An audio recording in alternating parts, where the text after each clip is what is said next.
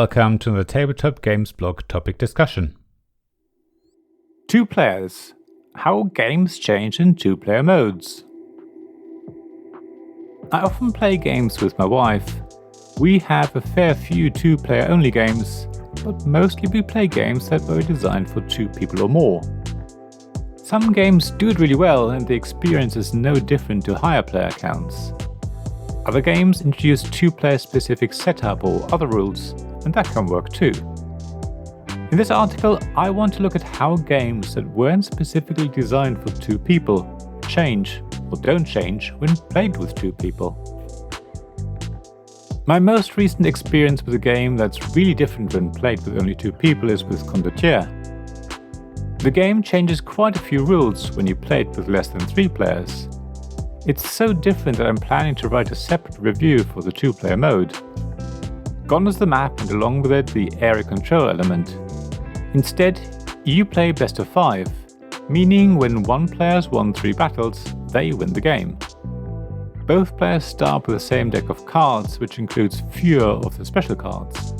The decks are limited as well, so when you run out of cards you have to pass and will never be able to redraw again.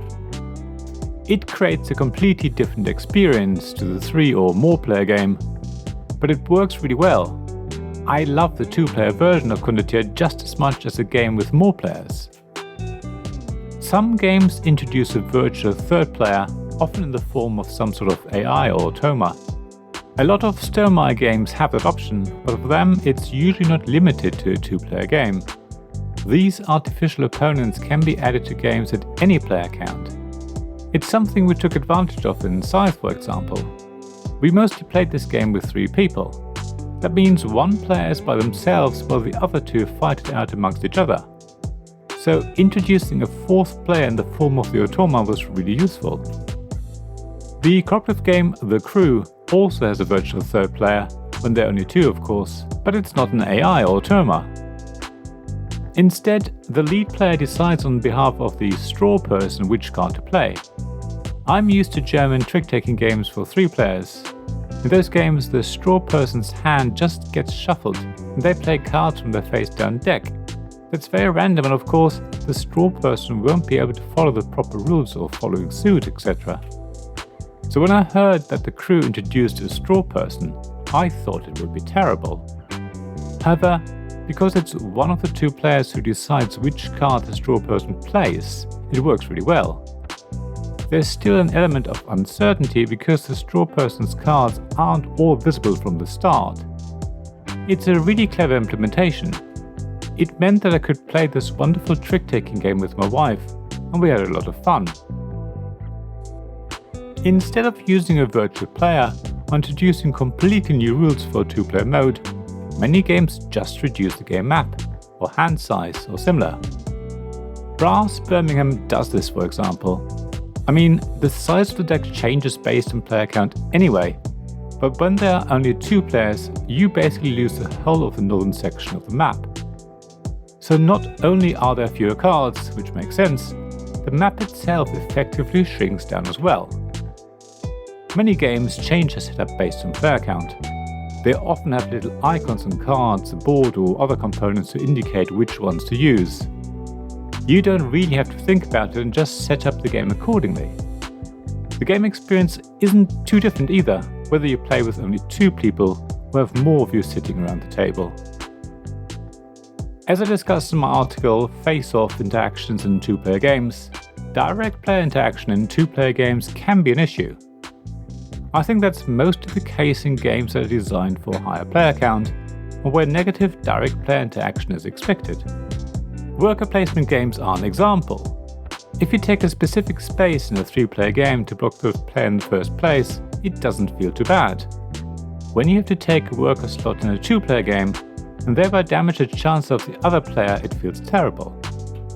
That's why I prefer multiplayer solitaire games when I play with just one other person. You both do your own thing.